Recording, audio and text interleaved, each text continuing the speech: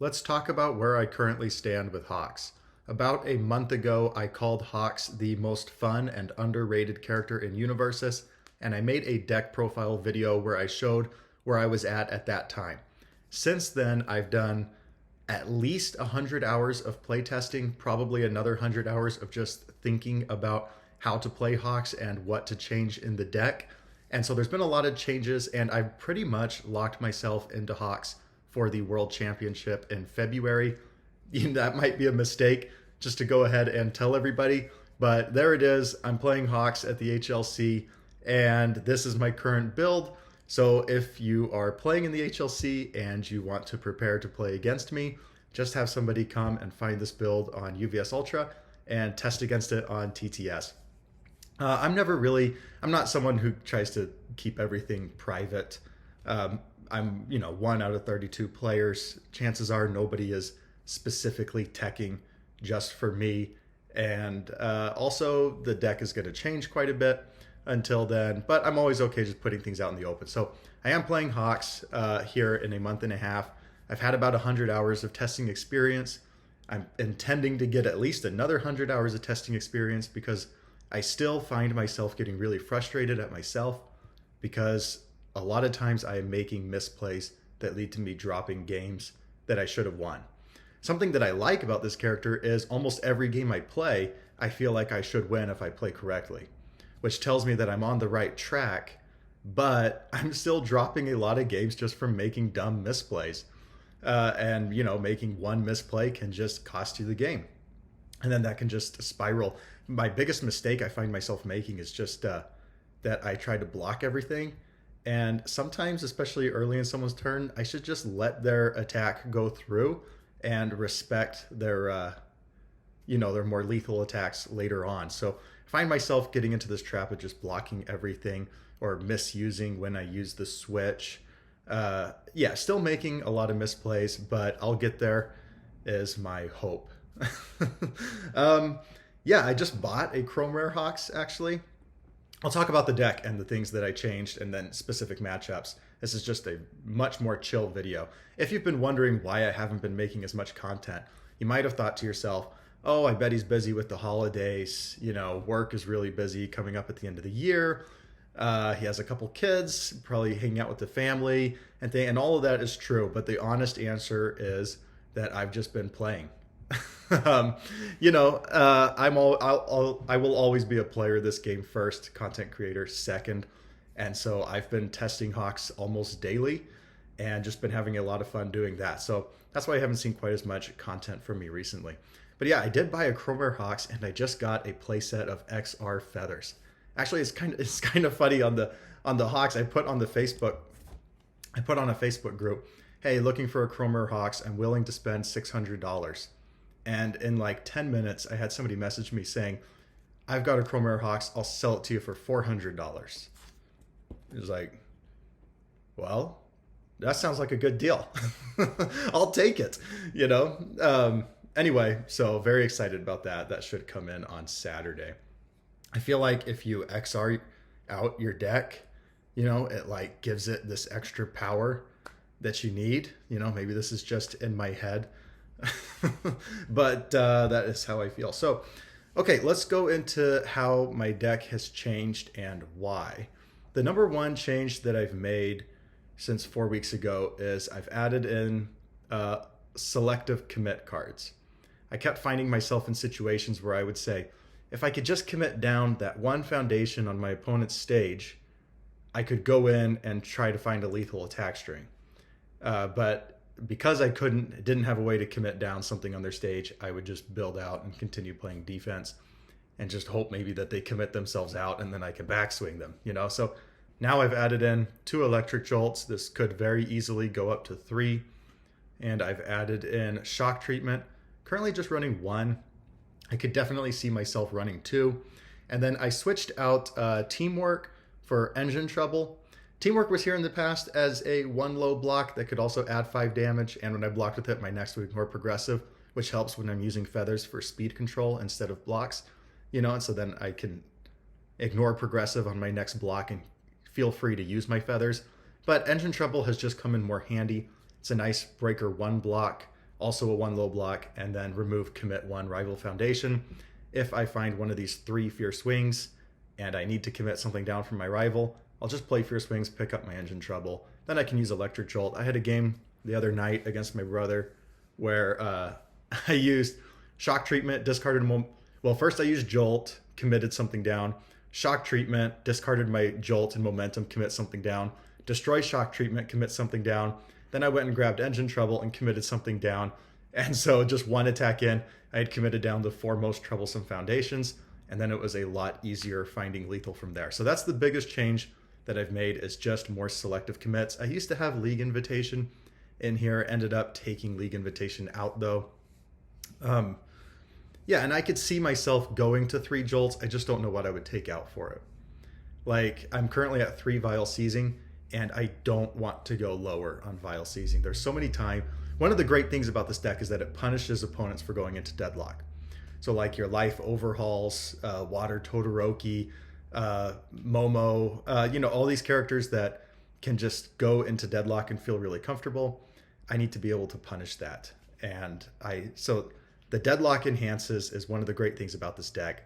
A lot of times I find myself saying, if I could just draw vial seizing, then I could find lethal this turn because I need that deadlock.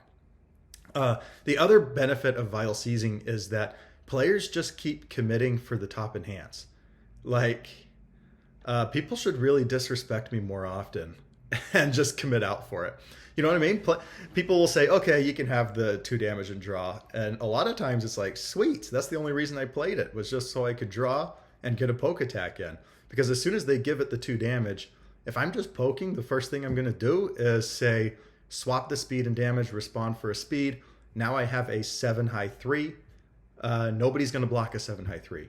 If you do block the 7 high 3, I'm going to take a good look at my hand again and see if now I can find lethal, because my rival just committed out to block a 3 damage move. So vial seizing, most of the time, that's what I'm using it for early in the game. I'm just going to play it. I'm going to draw a card, 7 high 3. I'm going to get myself some momentum, and it feels good from there. A lot of times I'm winning games just by chipping my rival down by playing these amazing pokes. That's one of just the great things about Hawks, is all of these moves can become very, very fast. Like Feather Storm, if I'm playing it as a poke, swap the speed and damage, make it a 7 speed move, give it a speed with itself. Now it's an 8 damage move. So Hawks just plays these pokes really well, and I can slowly whittle my rival down to where I don't really need a lot of damage at the end to finish them off. Where was I going with that? Oh, so what I'm saying is, vial seizing, it's hard for me to take it down from a 3 and put in a 3rd electric jolt, but I could see myself doing that. The other card I could potentially take out for electric jolt is another Feather Sword Slash, but I've taken Feather Sword Slash from a 2 to a 4. I have really fallen in love with this attack. Commit 1 foundation, grab a feather from your deck and put it into your hand. That's just kind of crazy. Most of the time, if I'm poking, I'm not using that discard 1 card. This attack is 3 damage, but I'll use that all the time if I'm really trying to push for lethal. Then this is just a 7 damage move, and that feels really, really nice.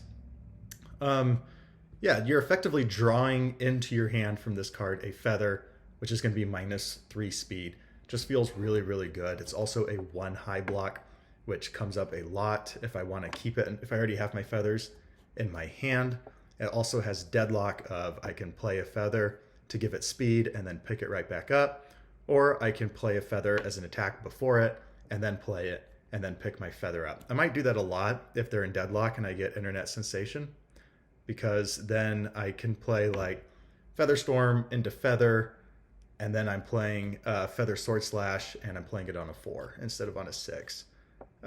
Because the feather won't count and internet sensation says deadlock. Your next check to play an attack, it's 1. So yeah, there's a lot of times where I'll play a feather before, play Feather Sword Slash, pick up the feather for the deadlock. So Feather Sword Slash, been putting in a lot of work. The 1x Feather Rush is really hard for me to take out as well, although I've considered it. I could definitely see myself replacing this with Jolt, but it comes out so often that the Feather Rush is basically that if you have 4 other cards in your card pool, it ignores progressive difficulty. It really helps fuel these lethal attack strings, especially if you have like Feather Storm out. You go Feather Storm, other attack, feather, feather, feather rush on a 4 instead of on a 6, and then something else on a 7. Then you can play a futures now and then hit them over the top with an indiscriminate shock to finish it out. It just really helps some pretty bonkers attack strings go off. It's also an EX attack, which comes in handy quite a bit. And then it just draws a card. Most of the time you'll have a feather in your card pool. If you don't, just slam it in, give it 2 speed, and draw your card. And there you have it. 3 indiscriminate shock. I took it down from a 4 to a 3. I still want to see it pretty often, but a lot of times, especially early in the game, I don't want to see like multiples of it. Recipro Burst, I took it up from a 1 to a 2. This has been so consistent as my kill card. I would say I'm killing people with Recipro Burst about 20% of the time. And that's because Hawks plays a longer game. So you might say, well, you only have 2 of that in a 67 card deck. How are you consistently finding your Recipro Burst? And the answer is, well, Hawks is playing a longer game. I'm not trying to win on turn 2, turn 3. I can take my time. I can draw into Recipro Burst, and then I'll just hold it in my hand and wait for the right moment.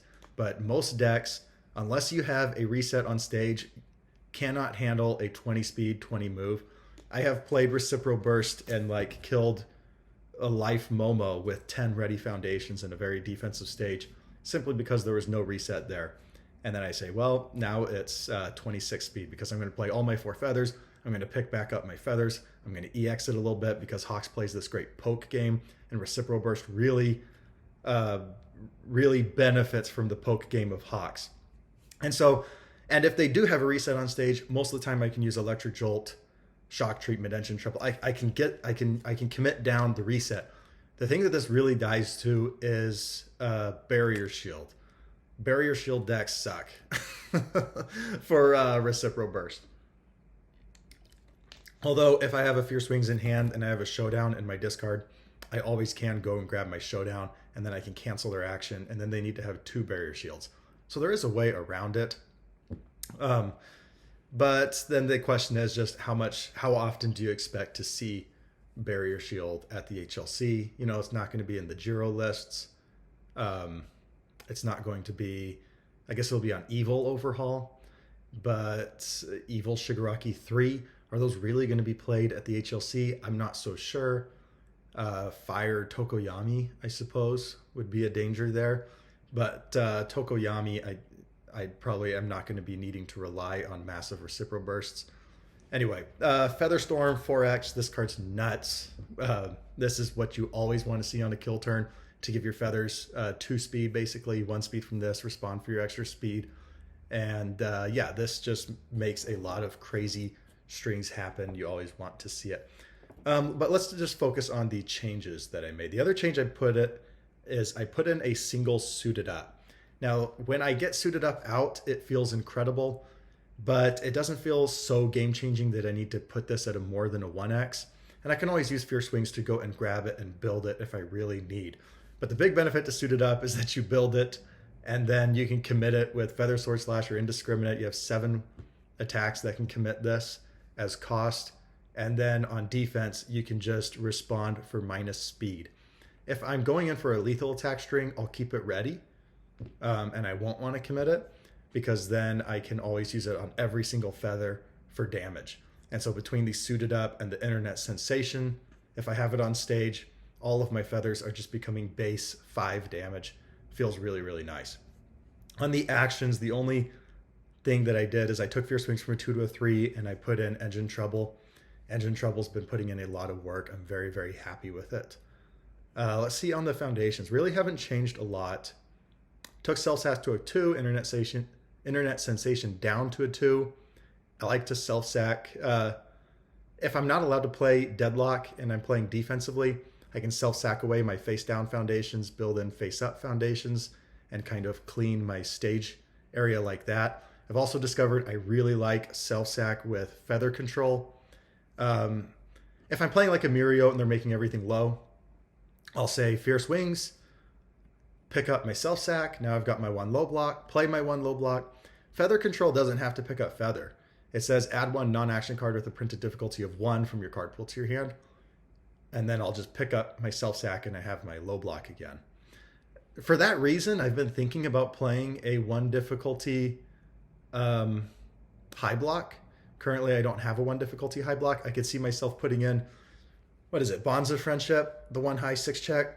I can see myself like putting that in purely for the feather control synergy, or something like maybe replace Calling for Backup with like Season Brawler, 2 high block, be able to go and grab it.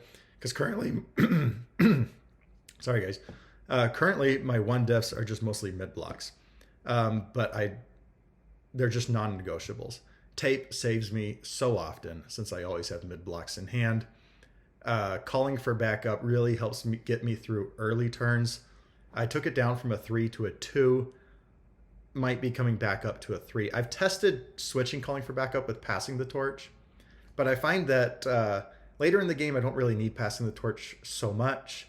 I'm almost never struggling with cards in hand. It's the early game where it matters. Early game, I'd rather have a flip cost than a commit cost. That's why it's Calling for Backup. Also helps me get some better turn 1 builds, since it's another spam foundation. Ice Gliding felt so important to the deck that I wanted more of it. And so I put in 2 fusions basically as my 5th and 6th copies of Ice Gliding. What makes Ice Gliding the perfect foundation for Hawks is that it can be used on offense and on defense. And then Hawks can get the response for speed off on either of them. So you can commit an Ice Gliding on offense, respond with Hawks, and now you got 2 speed on your attack. Or you commit on defense, respond with Hawks, you got -3 speed with another -1 to the next one that can really help. Fusion is not as good as Ice Gliding. It does have a better block modifier though. But it's like 80% as good as Ice Gliding, right?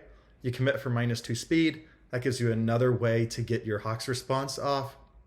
And then you can also commit your EX or kick attack gets 2 speed, running 2 Recipros, 2 Jolts, and a Feather Rush. So I have 5 different attacks that I can then commit fusion, respond with my character, and now I got 3 speed. So on offense, on those attacks, it's even better than Ice Gliding. Yeah, that's where I'm at. It's felt really, really good. I kind of have an incredible amount of speed hate currently, like 4 Ice Gliding, 2 fusion. I took Heroic Lineage from a 2 to a 3. Mainly that's because of Jiro, because the specialized sound waves are going to be flash attacks, and Heroic Lineage gives me a way to reduce speed at a response level and not an enhanced level. And then I've got the 2 new number 1s, which feels really, really incredible. For example, versus Jiro, they send out at the end their massive cannon blast, or their massive home run comet, and it's like 9 speed, and then you just commit new number 1. You say, hey, send it back to printed, -1, respond with my character, -1, respond with suited up, -1. You're like 9 speed home run comet. I committed 1 foundation and it's 1 speed. This is always what gets flipped if they're playing like Seizing the Advantage or something. I could see myself bringing it to a 3. It just feels really bad when you get stuck with it in your hand and it's already in your stage. That's why it's only at a 2, but I would love to see it at a 3. Honestly, I'm kind of surprised at myself that I'm not running Sticky Balls as even more speed hate. I just kind of found that I didn't need it. Sticky Balls was a mid block. I already have a lot of mid blocks. Yeah, that's kind of where I'm at. With the Ice Glidings, Fusions, Heroic Lineages, I just don't need that -4 speed from Sticky Balls. Although I could see myself adding it in later on. The other nice thing about Fusion and Electric Jolt is that Electric Jolt is really cool in Hawks, because this EX2 can become powerful too when you want it to be. So I find myself using Electric Jolt as a finisher pretty often. You can use Fusion and your feathers to give it speed. Or yeah, you use Fusion and your feathers to give it speed. You flip-flop the speed and damage, and then you EX it with your momentum. Or you EX it, flip-flop, and then you use feathers and Fusion to give it speed. And so then it becomes like a 10 mid 10. It's like a Recipro Burst light at times. Yeah, I've kind of been surprised at how often Jolt is being used as a finisher simply because of EX, and that Hawks gets to mess around with that EX. Yeah, Shock Treatment, I already talked about. Heroic Lineage taking it to a 3. Heroic Lineage is also just so important on offense. So often, this is how I'm finding the last damage that I need. as like, hey, Hawk's Feather, I'll give it a speed with Feather Storm, I'll respond, get it that extra 2 damage. It's pretty incredible how often Heroic Lineage is the difference in getting that 1 or 2 points of damage that I needed. Hero Killer still here. Can't Escape Me still here. Hero Killer feels it's the best deadlock in the deck, which is good against like Life Overhaul. It's good against Overhaul in the sense that when you build stuff, you can remove it. It's another piece of stage control. It's proactive stage control rather than like Jolt, Shock Treatment, and Engine Trouble being like reactive stage control. That's just, I'm not even going to let that get built. Can't Escape Me, Citywide Crisis, Elasticity. Number 2, I don't think any of these are new. The one new one is Hacker Extraordinaire. I've decided to main one and then put one more in the sideboard. I could see myself putting even 2 in the sideboard, possibly if I'm going against like an asset heavy deck like Momo. The really nice thing about Hacker Extraordinaire is that I've got so much deadlock in this deck. If my rival is at 10 foundations and they have an asset on board, I can discard a momentum and force them into deadlock. You know, flipping Airy, saying you're at 11 foundations, now I'll use Vile Seizing. I just took away your like, I'll survive at 1 asset, and I just said all of your checks get -2 for the rest of the turn. Feels like a really, really strong play. The other thing about Hacker Extraordinaire is that if I'm holding a Recipro Burst in hand, then I can just commit it, and I'm going to get an extra momentum for Recipro Burst. It's also just another draw outlet, because I did take Calling from Backup down from a 3 to a 2. So the 1x Hacker Extraordinaire, I can see myself citing more in if I was playing like Mimic, for example, any of these asset heavy decks. I could see myself putting it in. And that is going to be it for like what I've changed for the deck. I'll talk about the sideboard a little bit. Chivalrous Thief, and this is going to get really into matchups, the next section of this video, because the matchups I'm most expecting at the HLC, definitely Overhaul and Jiro, and then to some extent Amajiki. Although, where is Amajiki right now, guys? Like, I think Amajiki is a top 5 character at the moment after Capture Evildoers got banned. And deck size is going to be 60 card minimum here in 2 days, right? January 1st. Where's Amajiki? Like, he was not played by one single player at the Winter Clash. I don't even think it's a hot take to say he's a top 5 character at the moment. So I am still respecting him. I'm not sure how wise that is, though, because none of the Amajiki players qualified for Worlds. We had 5 Amajikis play tops, and then they all lost in the first round of their respective nationals. So I'm not sure how many Amajiki players are going to show up at Worlds, if I should even be respecting that. But that's why Chivalrous Thief is there. Thief can also maybe work against Jiro. Haven't really tested that out. But the basic idea behind Chivalrous Thief is, hey, I'm going to play a Feather as a poke. I'll commit Chivalrous Thief. Feather's going to go into my momentum. On my turn, I'll discard my momentum, and you're going to discard. I get to choose 2 of your momentum to discard. This is not a flip cost. I can do this every single turn with Hawks, guaranteed, because my Feathers are less than 2 speed. So every single turn guaranteed. And Hawks just plays good pokes. We already talked about the excellent poke game from Hawks. So like Jiro, for example, really needs that momentum for specialized sound waves. I can say, hey, discard 2 of your momentum. It is only playable in your turn because it's a form ability, not an enhance ability, but really, really powerful. Kind of dunks on Amajiki when I can say, hey, get those Claw Stoppers out of there. And I'll just do it every single turn.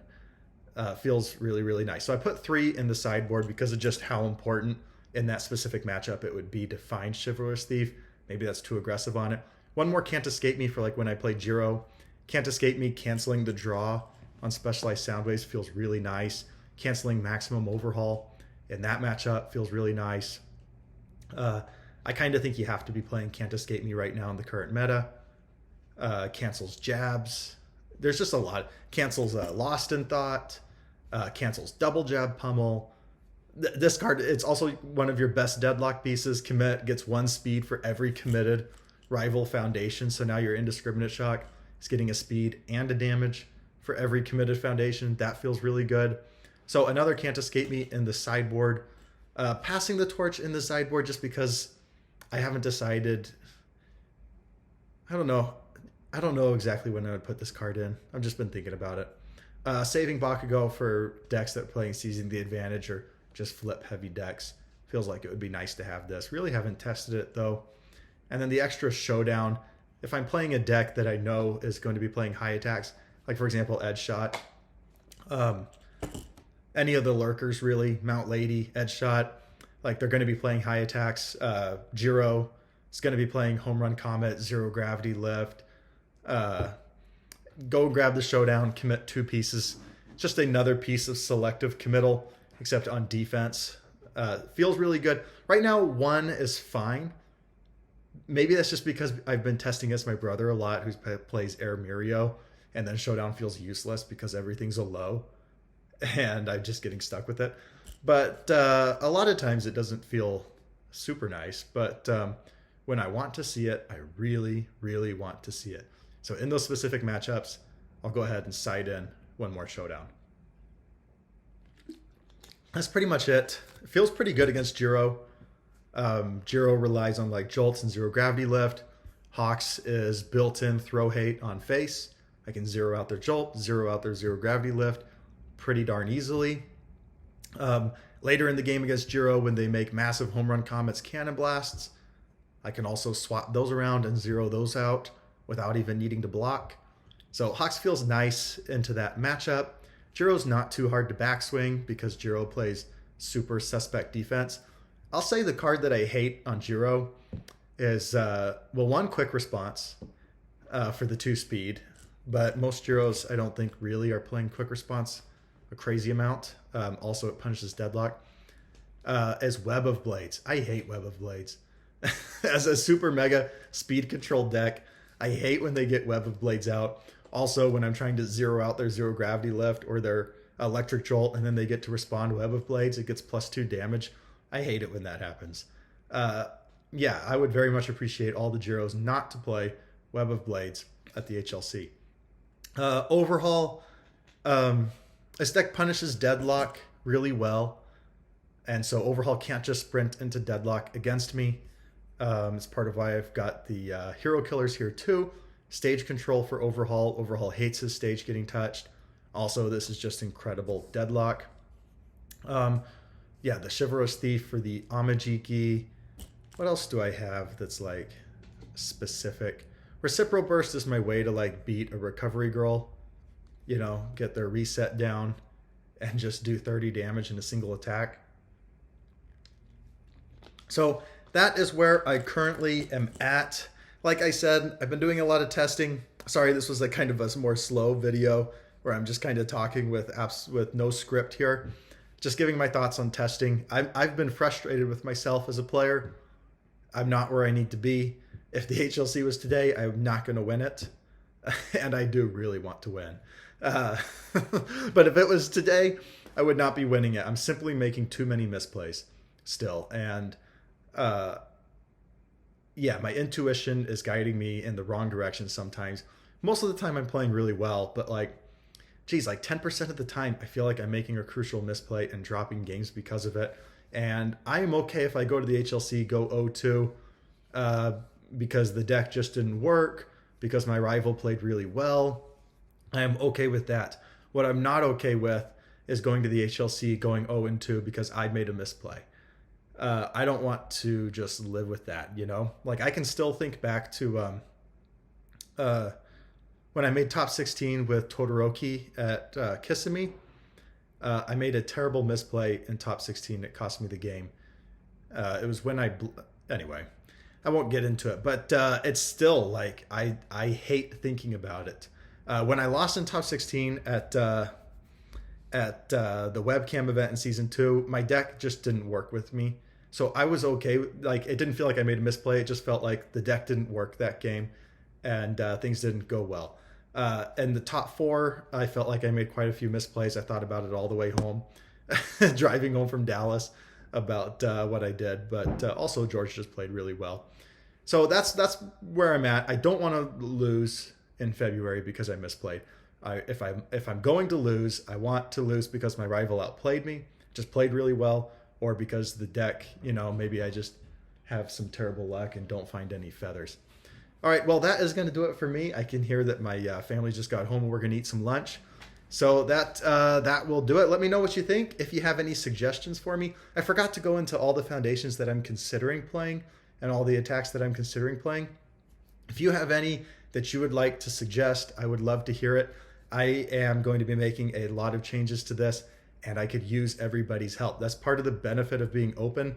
You know, downside is competitors can see your deck. Upside is everybody can help me. So if you have suggestions, really, I would love to see them.